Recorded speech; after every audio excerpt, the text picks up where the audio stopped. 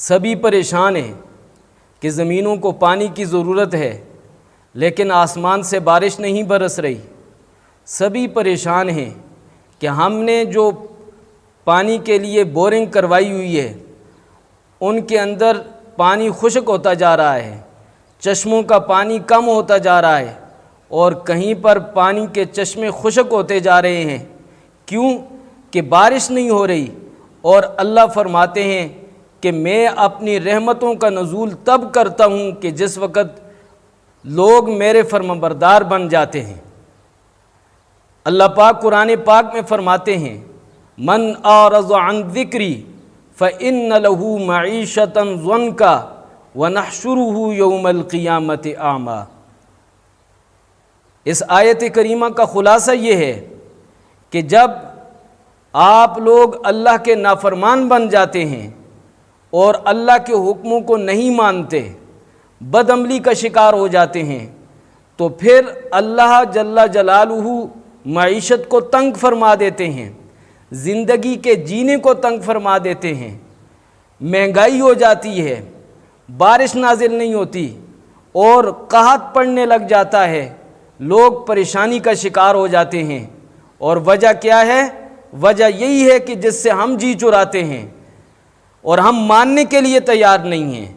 اور وہ وجہ یہ ہے کہ ہم اپنے گناہوں سے توبہ نہیں کر رہے،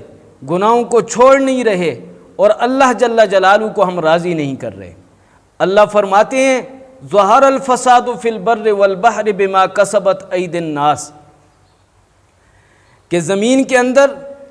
خشکی کا علاقہ ہو یا تری کا علاقہ ہو، بحر و بر کے اندر فساد اور خرابی تب رونما ہوتی ہے کہ جس وقت لوگوں کے اعمال خراب ہو جاتے ہیں۔ آج میرے اور آپ کے اعمال خراب ہیں، اسی لیے آج ہمیں مختلف مصیبتوں کا سامنا کرنا پڑ رہا ہے، لیکن مجال ہے کہ ہم اپنے آپ کو ٹھیک کریں، ہم اپنے آپ کو سیدھے راستے پر چلائیں، ہم اللہ کے احکامات کو زندہ کرنے کی کوشش کریں، ہم نبی پاک صلی اللہ علیہ وسلم کی سنتوں کو زندہ کرنے کی کوشش کریں۔ ہم اس چیز کی طرف بالکل توجہ نہیں دے رہے، تو ضرورت اس بات کی ہے کہ ہم اللہ کے احکامات پر عمل کرنا شروع کر دیں، گناہوں سے بچیں اور نبی پاک صلی اللہ علیہ وسلم کی سنتوں کو زندہ کریں، اور اسی کو تقویٰ کہتے ہیں۔ قرآن پاک میں اللہ فرماتے ہیں من یتق اللہ یجعل لہ مخرجا، جو لوگ تقویٰ اختیار کرتے ہیں اللہ ان کو مشکلوں سے نکال دیتے ہیں۔ وَيَرْزُقُ مِنْ حَيْثُ لَا يَحْتَسِبُ، آج میں اور آپ روزی کی وجہ سے، رزق کی ضرورتوں کی وجہ سے پریشان ہیں، اللہ فرماتے ہیں تم متقی بن جاؤ تو میں وہاں سے رزق عطا کروں گا جہاں سے تمہارا وہم و گمان بھی نہیں ہوگا۔ تو اس لیے اپنے آپ کو سیدھا کرنے کی ضرورت ہے۔ آج بارش کوئی حکمران نہیں برسا سکے گا،